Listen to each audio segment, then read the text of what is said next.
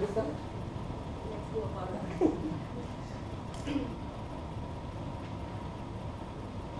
To Toastmasters and friends, when's the last time that you complained to God saying that your life is getting really boring and please make it interesting? Today. Fair enough. But you complain to God. Have you ever wondered what would gods do if they think their being is really boring? Funny question, but it's a fact. To explain this, I will have you take you back on time, not a few years, but not a few decades, but few yugas. Yes.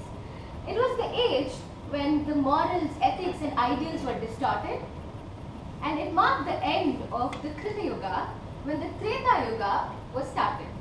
That God started complaining that they have nothing interesting in their life to do other than just seeing the men and women.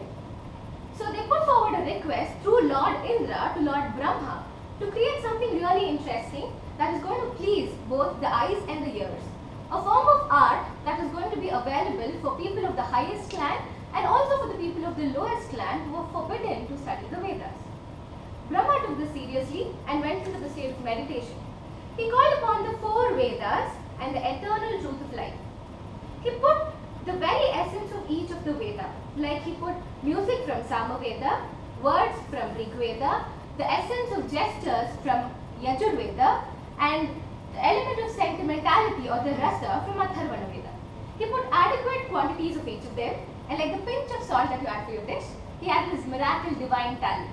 And there was created the 5th Veda or the Panchama Veda called the Natya Veda. You get a point there. Yeah. And to practice this, Brahma gave it to his loyal sage, the Bharata Muni. Bharata Muni, with his 100 sons, don't ask me biologically how, okay, with 23 apsaras to add that woman power, started practicing this dance. And the first ever performance in front of Lord Shiva in the Himalayas with the musical accompaniment of Narayana, Narayana. Any guesses? Narada Muni. And the Gandharvas, who are also known as the celestial musicians, was put forward in front of Lord Shiva. And how do you think it was? The best. It did impress Lord Shiva, for he said, for all the effort you have put in, I think I have to lend you my form of cosmic dance. Tam targida, dim targida, tom targida, dam. Shiva Tandava. And this inspired goddess Parvati. She said, for all this effort happening here, I should add a little of beauty, a little of grace for it. So she lent her form of dance, which is called as the Lasya. And so the Natya Veda with the Shiva's Tandava and Parvati's Lasya spread around the world.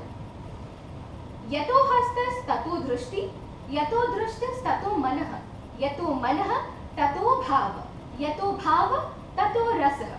It's one of my most favorite shlokas where it says, whenever a dancer uses their hand gestures, the eyes follow it. And when the eyes follow it, there is a mindset or a mood which is created. And for that mood, a dancer is going to express their emotions with their face.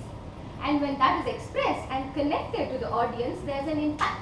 And that very impact is called as the rasa. Only then a dance is completed. After the documentation of the Natya Veda, the next very well documented scripts we get is only after the first half of the 19th century. You can get to know more about this by going through websites like the Indian Classical Dance, the History of Dance, the Natya Kari, or things like the Indian mythological dance forms. That is where I picked a lot of information from. So what happened in the first half of the 19th century is the the Tanjore brothers, the Chinnaya, Ponnaya, Vadivelu and Shivanandam gave a lot more conceptualization for dance and they revitalized it. Like they defined what is a basic form of dance, which is an adu. They defined what is a body posture of a dancer. They defined the hand gestures. Not just that, along with this, they orchestrated the dance movements with sound progressions, that is a bliss for the senses. Until probably the end of the Chola dynasty, dance was just an offering to the god. That's why the Devdasi system was created. But after that, the dancers started moving on as an entertainment to the kings, and so they took the role of the courtesans. And of late, you can see that dance is more of a profession, for they have it as a livelihood. Dance, for its suitability, has undergone a lot of reformations, and today we have about 8 forms of classical dance in India. Bharatanatyam from South India, Kathak from North India, Kuchipudi, Mohiniyattam, Kathakali and whatnot. Yes, dance is a form which was created only as a source of entertainment and enrichment to the mind. But dance is also a form of sacrament. If I have to tell you how, every dance performance or a practice starts by offering to the god. And by offering, they have to follow certain norms defined in the Natya Shastra. And this, if not performed, is going to be termed as the Neecha Natya. An audience who enjoy watching the Neecha Natya are bound to get reincarnated as animals in the next life. So keep a watch of what kind of dance you would enjoy. But if dance performed based on the Natya Shastra and the Natya Veda, the dancers are bound to get a life with gods in the heaven. Isn't that blissful? Dance is not just an exercise to the body, not just an enrichment to the mind, but it's the foundation that is going to build your persona. It is going to help you get associated with one of the strongest form of art.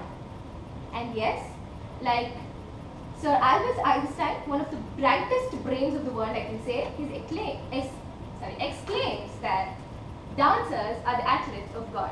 Isn't that great? That's Panchama Veda or Natya Veda for you, and over to you.